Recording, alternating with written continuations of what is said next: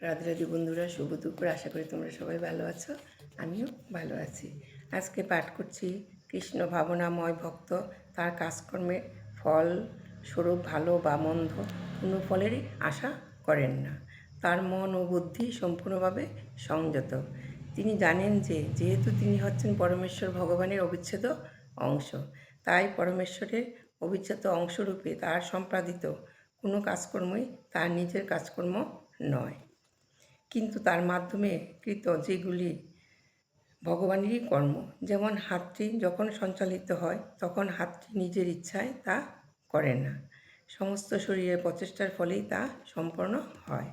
কৃষ্ণ ভাবনাময় ভক্ত ভগবানের ইচ্ছার দ্বারাই পরিচালিত হন, কেননা তার নিজের ইন্দ্রিয় তৃপ্তির কোনো রকম ইচ্ছা নেই। রাধে রাধে। একটি যন্ত্রের অংশ যেভাবে পরিচালিত হয় তিনিও সেভাবেই পরিচালিত হন। যন্ত্রের কলকব্জা যেমন রক্ষণাবেক্ষণের জন্য তেল দিতে হয় ও তা পরিষ্কার করতে হয়, ভগবত ভক্তও তেমন ভগবানের প্রেমময়ী সেবা সম্পাদনের জন্যই কেবল নিজেকে সক্ষম রাখেন। তাই তিনি তার সব রকম কর্মফল থেকে মুক্ত। এমনকি একটি পশুর মতো তার নিজের দেহের উপরেও তার কোনো অধিকার থাকে না।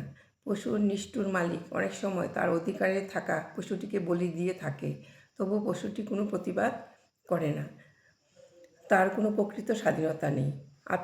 উপলব্ধির পন্থায় সম্পূর্ণভাবে নিয়োজিত থাকার জন্য জড় বিষয়ের উপর আধিপত্য করার মতো কোনো সময় ভগবত ভক্তের থাকে না। রাধে রাধে।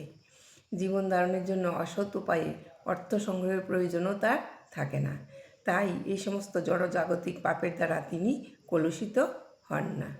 তিনি তার সব রকমের কাজকর্মের ফল থেকেও মুক্ত থাকেন। হরে কৃষ্ণ কৃষ্ণ কৃষ্ণ হরে হরে, হরে রাম রাম রাম হরে হরে।